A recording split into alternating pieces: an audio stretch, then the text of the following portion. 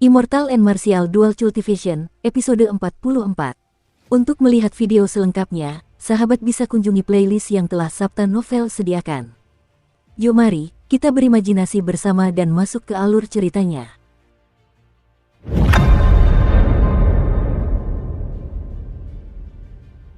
Tubuh Xiao Chen perlahan tenggelam ke dalam sungai dan mulai mengalir mengikuti arus. Naga Azure menyukai air, saat Xiao Chen tak sadarkan diri, ia secara otomatis membantu Xiao Chen bernapas. Xiao Chen tidak akan tenggelam di air. Hal ini berlanjut selama 3 hari. Kebencian di benak Xiao Chen tak kunjung hilang. Alasan ia belum terbangun adalah karena kebencian yang terus-menerus mengganggu kesadarannya. Akhirnya, Xiao Chen mengalir ke hilir menuju sebuah kolam air sebelum ia berhenti bergerak. Di dalam kolam air yang dingin itu, terdapat ki dingin yang istimewa. Saat Xiao Chen berbaring di bawah air, ki dingin menembus kulitnya dan menyusup ke dalam tubuhnya. Ki dingin ini berbeda dari yang dimiliki badai naga putih, tidak sekejam itu, malah menenangkan. Di bawah nutrisi ki dingin ini, Xiao Chen perlahan membuka matanya. Namun, rasa dendam di benaknya belum hilang. Rasa dendam itu terus menyiksanya, menyebabkan rasa sakit yang luar biasa. Akibatnya, Xiao Chen tidak bisa bergerak. Xiao Chen merasa seperti akan gila. Raungan tak terhitung jumlahnya memenuhi benaknya, seolah-olah naga putih itu meraung di telinganya. Mustahil untuk menyingkirkannya. Xiao Chen berusaha sekuat tenaga untuk menenangkan diri sambil perlahan-lahan mengedarkan mantra ilahi guntur ungu. Ia berharap dapat meredakan perasaan aneh ini. Setelah beberapa saat, esensi dalam tubuhnya mulai mengalir perlahan. Pikiran Xiao Chen langsung terasa lebih baik, ia tak kuasa menahan rasa gembira. Puci, tepat saat Xiao Chen hendak rileks, rasa sakit di benaknya tiba-tiba berlipat ganda. Saking sakitnya, ia ingin berteriak. Namun, ia tak bisa berkata apa-apa saat berada di bawah air. Esensi di tubuhnya langsung tak terkendali. Esensi mulai beredar secara acak, beberapa esensi bahkan lepas kendali sepenuhnya dan melawan arus. Sebuah kalimat mengerikan muncul di benak Xiao Chen. Penyimpangan ki yang mengamuk. Bagi setiap kultivator, deviasi ki mengamuk adalah bencana besar, sebuah frasa yang akan membuat seseorang memucat hanya dengan menyebutkannya. Jika solusi yang tepat tidak ditemukan, kultivator tersebut akan menderita cedera serius, tetapi skenario terburuknya adalah kematian. Dengan kultivasi Xiao Chen saat ini, deviasi ki berserking seharusnya tidak pernah ia alami. Ia hanyalah seorang master bela diri tingkat superior, banyak meridian di tubuhnya belum terbuka. Rute yang bisa ditempuh esensi saat bersirkulasi terbatas. Kondisi ini tidak sesuai dengan kondisi terjadinya deviasi ki berserking. Biasanya, hal ini hanya mungkin terjadi setelah seseorang mencapai alam martial Sein, karena setidaknya setengah meridian di tubuhnya telah terbuka. Namun, karena kebencian yang tak tertandingi dalam benaknya, esensinya menjadi liar, mengalir terbalik dan menolak kendali. Ini jelas merupakan tanda-tanda awal deviasi ki yang mengamuk. Xiao Chen sangat cemas, tetapi ia tidak bisa berkonsentrasi karena rasa sakit di benaknya. Ia tidak bisa berbuat apa-apa terhadap esensi yang mengamuk di tubuhnya. Tepat pada saat ini, sesosok melompat ke air dari atas. Xiao Chen dapat melihat sosok yang samar-samar di balik air yang keruh. Itu adalah tubuh telanjang yang luar biasa sedang berenang di permukaan air. Xiao Chen, yang belum pernah melihat pemandangan seperti itu, langsung tertarik padanya. Ia pun langsung bisa berkonsentrasi. Setelah ia mampu fokus, esensi mengamuk di tubuhnya mulai tenang. Yang mengejutkan, ketika mantra ilahi guntur ungu bersirkulasi lagi, rasa sakit di benaknya mulai menghilang perlahan. Memercikkan, terdengar percikan air saat gadis di permukaan air menutup mata dan berenang turun dengan santai. Xiao Chen terkejut, gadis itu berenang ke arahnya. Semakin dekat jaraknya, pandangannya semakin jelas. Tubuh telanjang gadis itu yang indah tampak jelas di depan matanya. Xiao Chen tak kuasa menahan diri untuk menunjukkan reaksi di suatu titik. Gadis itu tiba-tiba membuka matanya. Xiao Chen dan gadis itu hampir berhadapan. Keduanya saling berpandangan, keduanya sangat terkejut. Dunia hening seketika, hanya menyisakan detak jantung mereka. Keduanya saling memandang tanpa bergerak. Tiba-tiba, gadis itu bereaksi dan wajahnya memerah. Cincin spasial di tangan cincinnya bersinar, dan sebuah pedang ramping selebar sekitar 2 jari muncul. Pedang itu memancarkan ki panas, air sungai langsung mendidih, gelembung-gelembung yang tak terhitung jumlahnya mulai naik ke atas. Ledakan, air di sekitarnya seakan tak mampu menahan gerakannya. Pedang itu mengiris air dengan cepat menuju leher Xiao Chen. Xiao Chen terkejut, di bawah ancaman kematian, tubuhnya yang sebelumnya tak bergerak tiba-tiba menghindar ke samping. Pedang itu menciptakan gelombang kejut di air dan menghantam lumpur di dasar, menciptakan cipratan besar. Gadis itu bagaikan ikan di air, ia langsung mengejar Xiao Chen dan melancarkan serangan pedang lagi ke arahnya. Setelah memulihkan gerakan tubuhnya, Xiao Chen segera melancarkan seni terbang awan naga biru. Ia melayang keluar dari air seperti naga banjir. Xiao Chen menarik napas dalam-dalam, menyambut udara segar. Putong, gadis itu juga melompat keluar dari air, menciptakan ombak besar. Ombak itu bagaikan bilah pedang yang menghantam Xiao Chen. Xiao Chen tak berani melawannya. Ia mendorong permukaan air dan mendarat di tepi sungai. Gadis itu memanfaatkan kesempatan ini untuk mengambil pakaian di tepi sungai dan segera memakainya. Saat mendarat, ia berpakaian rapi, menutupi semua bagian penting tubuhnya. Ketika ombak menghantam air, dan permukaannya menjadi tenang, Xiao Chen akhirnya melihat seperti apa rupa gadis itu. Rambut hitam panjang dan basah tergerai di punggungnya, ia mengenakan gaun merah menyala. Dua tonjolan besar berdiri gagah di dadanya, menghiasi sosoknya yang elok. Ia semurni batu giok, dagingnya tanpa lemak. Bagai bunga yang baru muncul dari air, ia murni. Ia adalah seorang gadis bertubuh iblis dan berwajah malaikat. Namun, gadis ini sedang marah besar dan merah padam. Matanya tampak seperti akan menyemburkan api. Bibirnya bergetar saat mulut mungilnya mengeluarkan suara merdu, bajingan sialan.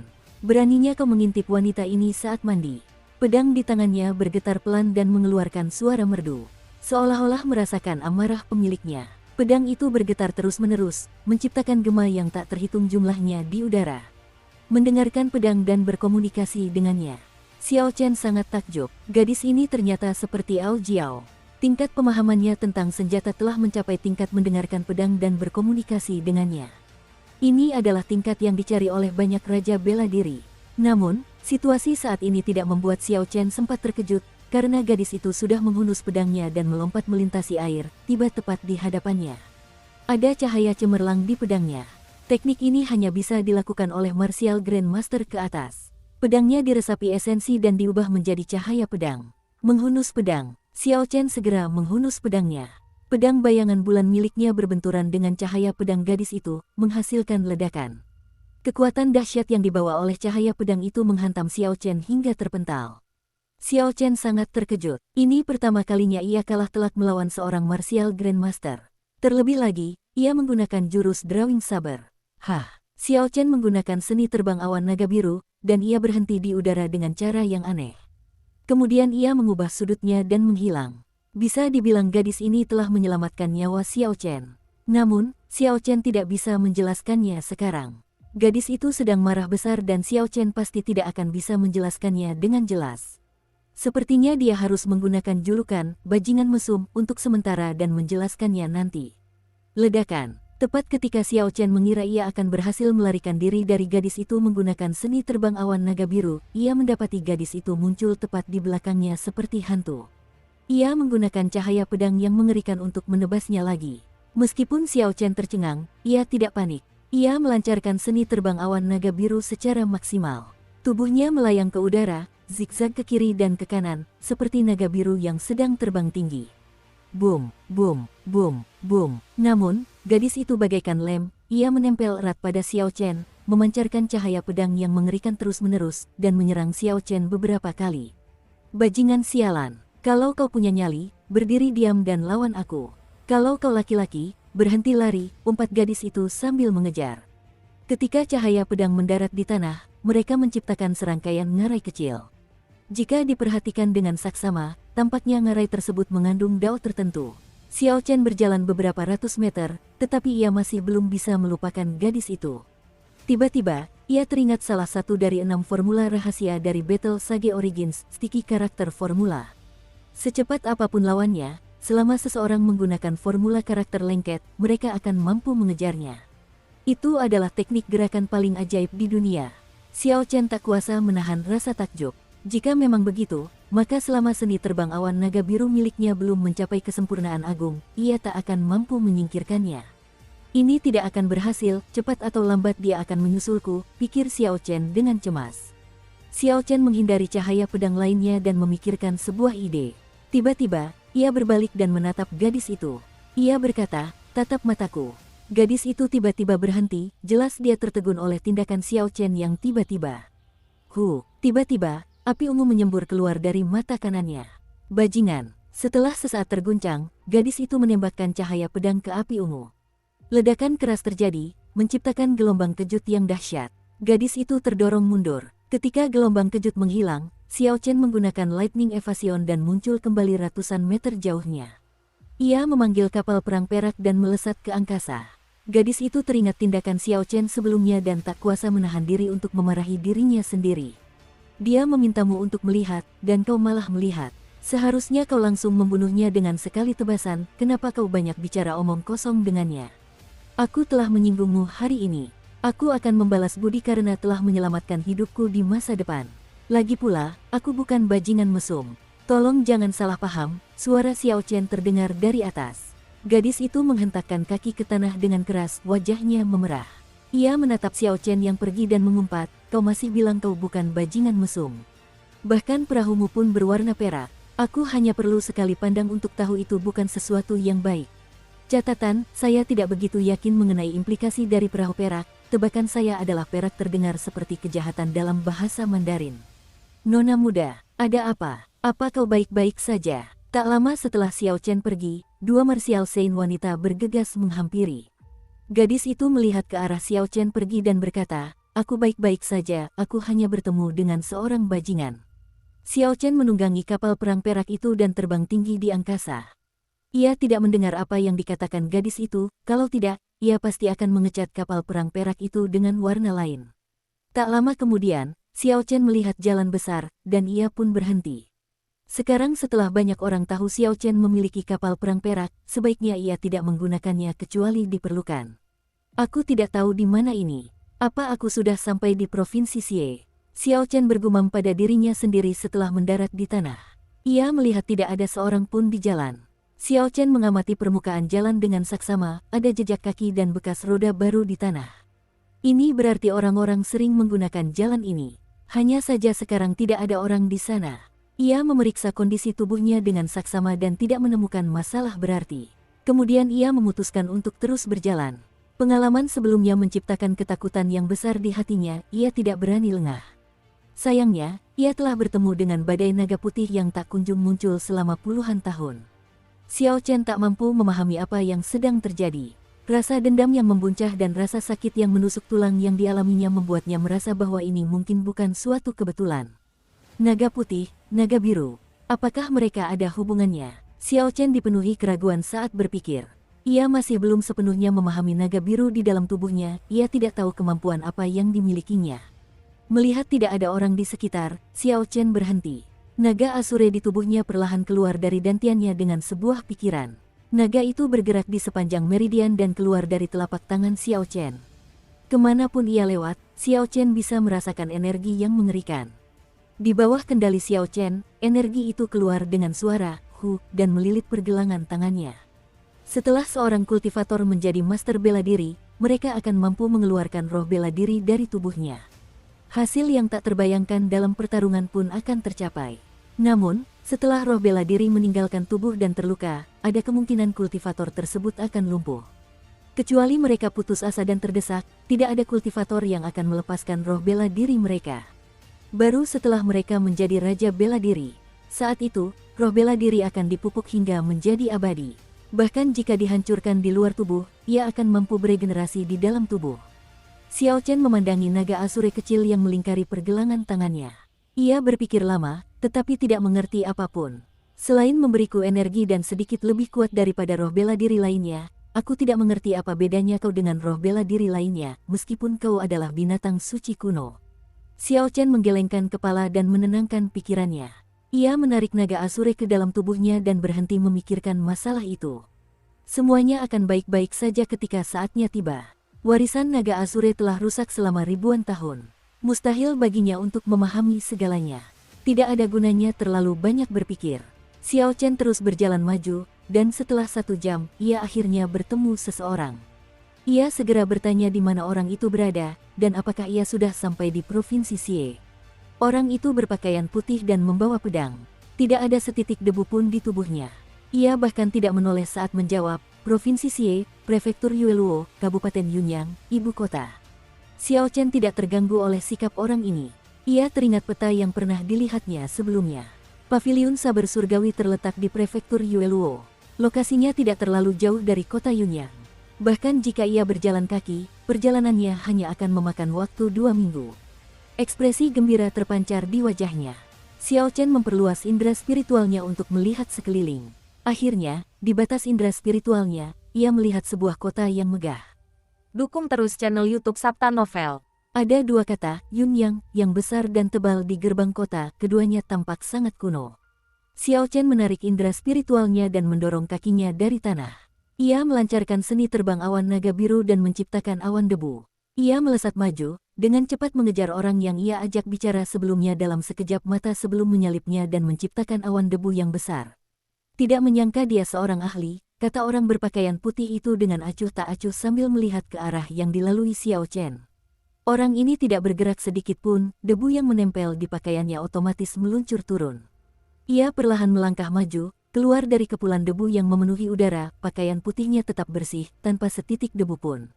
Xiao Chen merasakan tatapan tajam menyapu dirinya sebelum menghilang dengan cepat. Ketika ia menoleh, ia tidak menemukan apapun. Ia hanya melihat kepulan debu yang ditinggalkannya saat ia melesat maju. Kota Yunyang sudah terlihat di depan matanya. Xiao Chen memperlambat langkahnya. Sesampainya di gerbang kota, ia mendapati banyak perempuan muda memenuhi bagian depan gerbang. Mereka semua berdiri di sana, mengobrol satu sama lain. Pemandangan yang luar biasa. Apakah ini kebiasaan kota Yunyang? Tanya Xiao Chen bingung. Dengan begitu banyak gadis di sini, mungkin semua gadis muda kota Yunyang ada di sini. Ketika sekelompok gadis melihat sosok Xiao Chen, mereka awalnya dipenuhi kegembiraan dan berlari menghampiri. Ketika mereka melihat Xiao Chen dengan jelas, mereka semua dipenuhi kekecewaan, mengumpat sambil pergi. Xiao Chen tidak mengerti apa yang sedang terjadi. Ketika penjaga melihat situasinya, ia tersenyum, "Jangan marah. Gadis-gadis itu sudah menunggu di sini sepanjang pagi. Pantas saja suasana hati mereka sedang buruk." Xiao Chen membayar biaya masuk dan tak bisa menahan rasa geli ketika mendengarnya. Hal ini sangat mirip dengan para penggemar wanita di kehidupan sebelumnya. Ia juga tak menyangka hal seperti itu akan terjadi di dunia ini. Ia pun bertanya dengan rasa ingin tahu, siapa sebenarnya yang punya pesona sehebat itu, sampai-sampai bisa membuat semua gadis muda di kota Yunyang datang ke sini untuk menunggunya. Penjaga itu menatap Xiao Chen dengan kaget. Ia berkata, "Kau tidak tahu ini. Hari ini adalah hari pertarungan tahunan Mu Chengshui dan Leng Liusu. Gadis-gadis ini datang untuk melihat Mu Chengshui." Ini bukan pertama kalinya Xiao Chen mendengar nama ini. Ketika mendengar nama ini lagi, ia tak bisa menahan rasa ingin tahu. Ia mulai bertanya lebih lanjut kepada penjaga. Penjaga kota itu sangat cerewet. Ketika melihat Xiao Chen menanyakan lebih banyak informasi, ia pun menceritakan semuanya. Mu Chengshui berasal dari Istana Roh Malam di Provinsi Nanling. Ia adalah penerus Istana Roh Malam. Bersama Ji Changkong, mereka dikenal sebagai bintang kembar Nanling. Keduanya memiliki bakat yang luar biasa dan menjadi terkenal sejak muda. Saat berusia 12 tahun, ia tak tertandingi di generasinya. Selain Ji Changkong, ia tidak memiliki lawan. Tahun itu, mereka berdua meninggalkan Provinsi Nanling dan mulai menantang para ahli muda di seluruh dunia. Ji Changkong pergi ke ibu kota kekaisaran, sementara Mu Chengshui pergi ke Provinsi Xie dan Provinsi Dongming. Dalam generasi yang sama, keduanya praktis tak tertandingi. Tak ada yang bisa menandingi mereka. Namun, keduanya kalah dari seorang wanita. Ji Changkong kalah dari Putri Ying Yue, Mu Chengshui kalah dari Leng Liusu dari Paviliun Golok Langit, yang juga dikenal sebagai Golok Langit Kecil. Setahun kemudian, Mu Chengshui kembali ke Provinsi Nanling untuk berduel dengan Leng Liusu. Keduanya bertukar lebih dari 1000 jurus dan berakhir seri. Mereka kemudian membuat rencana untuk berduel lagi tahun berikutnya. Begitulah, itu menjadi tradisi. Setiap tahun, Mu Chengshui akan datang ke kota Yunyang untuk berduel dengan Leng Liusu sekitar waktu ini. Selain bakatnya yang luar biasa, Mu Chengshui juga sangat tampan. Setelah beberapa kali datang ke kota Yunyang, semua gadis muda di kota itu mengenalnya. Xiao Chen tersenyum tipis dan berterima kasih kepada penjaga sebelum berjalan memasuki kota Yunyang. Terlepas dari dunia luar, gadis-gadis muda itu tampaknya memiliki bakat untuk mengejar idola mereka. Leng Liusu, mungkinkah itu dia? Sosok cantik muncul di benak Xiao Chen. Setelah beberapa saat, semakin ia memikirkannya, semakin ia yakin itu mungkin. Ia tak kuasa menahan rasa sakit kepala yang mulai menyerang. Tujuannya datang ke sini adalah Paviliun Golok Surgawi. Namun, sebelum memasukinya, ia telah menyinggung putri bungsu kesayangan Master Pavilion. Mu Chengsui ada di sini. Saat Xiao Chen berjalan, terdengar suara gemuruh kegembiraan dari belakangnya. Xiao Chen berbalik dan melihat seorang pria berpakaian putih memegang pedang. Ia dikelilingi oleh gadis-gadis. Ia tersenyum tipis dan lembut saat ia menghadapi mereka satu persatu. Xiao Chen tak kuasa menahan rasa takjub. Mu Chengsui ini ternyata orang yang ia minta petunjuk arah. Ia pun tersenyum tipis, dunia ini sungguh aneh. Setelah Xiao Chen selesai berbicara, ia berbalik. Saat itu juga, Xiao Chen merasakan tatapan tajam yang mengamatinya lagi, kali ini tatapan itu tak tersembunyi. Tatapan itu datang dari Mu Chengsui. Xiao Chen menahan diri untuk tidak berbalik. Ia bertanya-tanya lokasi pavilion Liusang di kota Yunyang dan segera pergi. Mu Chengsui, yang dikelilingi gadis-gadis, memperhatikan kepergian Xiao Chen. Sudut-sudut mulutnya melengkung, memperlihatkan senyum aneh yang samar. Ada cermin tembaga ungu yang mengambang di kehampaan tak terbatas di mata kirinya. Cahaya yang dipancarkan cermin tembaga itu seakan mampu melihat kebenaran segala sesuatu di dunia. Tak seorang pun menyadari apapun saat cermin tembaga berkelebat di matanya. Setelah bertanya-tanya, Xiao Chen menemukan bahwa pavilion Liusang memang memiliki cabang di kota Yunyang. Xiao Chen mengeluarkan kartu VIP berlian yang diberikan si gendut itu kepadanya sebelum pergi. Ia tak bisa menahan diri untuk mendesah, si gendut ini memang tidak membual. Dimanapun ia berada, pasti ada pavilion Liusang. Pavilion Liusang di kota Yunyang persis sama dengan yang ada di kota Air Putih. Bisnisnya juga sedang berkembang pesat, struktur dasarnya pun kurang lebih sama. Xiao Chen melewati lantai pertama dan menuju ke lantai 2. Ada sekelompok kultivator yang sedang mendiskusikan duel yang akan berlangsung hari ini. Tahun lalu, mereka berdua bertarung imbang. Itu adalah ketiga kalinya mereka bermain imbang. Pada akhirnya, Mu Chengsui pernah kalah sekali. Dia tidak mampu mengalahkan petarung terbaik di provinsi Sihi kita. Mungkin belum tentu begitu. Beberapa kali sebelumnya, Leng Liusu lebih unggul dalam persenjataan. Kali ini, kudengar Mu Chengsui telah menyelesaikan ujian Heavenly Pass di Istana Roh Malam dan mendapatkan senjata suci yang rusak. Aku tahu tentang ini. Pedang suci ini dikenal sebagai keindahan di bawah rembulan. Selama periode ini, Mu Chengsui telah menguji pedang ini dan membunuh seorang martial saint secara langsung. Dari kelihatannya, Beauty Under the Moon sebanding dengan Burning Soul milik Leng Liusu. Keduanya adalah senjata suci yang belum lengkap. Sekarang semakin menarik. Di lantai 2, ada beberapa kultivator yang sangat berpengetahuan. Ketika Xiao Chen mendengar apa yang mereka katakan, ia tak kuasa menahan diri untuk mendengarkan. Beri jalan, Tuan Muda Klan Yan kita datang. Kenapa kau masih belum memberi jalan? Tepat pada saat ini, Yan Qianyun memimpin sekelompok pelayan menaiki tangga dengan cepat. Orang-orang di sekitar segera minggir. Melihat Yan Qianyun, alis Xiao Chen berkedut. Ia tak menyangka akan bertemu dengannya di sini. Xiao Chen teringat sebuah legenda tentang si gendut. Ia memandangi selangkangannya dan tak kuasa menahan senyum. Xiao Chen tidak ingin mencari masalah. Ketika Yan Qianyun datang, ia minggir untuk membiarkannya lewat. Yan Qianyun memimpin sekelompok orang dan berjalan melewatinya. Ia melirik Xiao Chen sekilas lalu pergi. Setelah 2 langkah, ia berbalik. Kenapa aku merasa kau familiar? Apa kita pernah bertemu? Yan Qianyun bertanya dengan hati-hati sambil menatap mata Xiao Chen. Xiao Chen tidak khawatir. Selain mengubah penampilannya, mantra pengubah bentuk juga dapat mengubah aura dan suaranya. Xiao Chen tersenyum dan berkata, mungkin kita pernah bertemu di keramaian sebelumnya, tidak ada yang aneh dengan keakraban. Yan Qianyun tersenyum tipis. Ia berpikir sejenak dan berkata, mungkin. Mungkin hanya wajah di antara kerumunan, atau mungkin aku salah mengenali orang. Selamat tinggal, boom. Yan Qianyun yang berbalik tiba-tiba berbalik dan menendang dada Xiao Chen. Mulut Xiao Chen menyeringai dingin dan tidak melawan, ia menarik perutnya sedikit. Bang! Yan Qianyun mengerahkan banyak tenaga untuk menendang Xiao Chen dan mendorongnya mundur. Namun, karena Xiao Chen sudah bersiap sebelumnya, ia hanya mengalami luka ringan.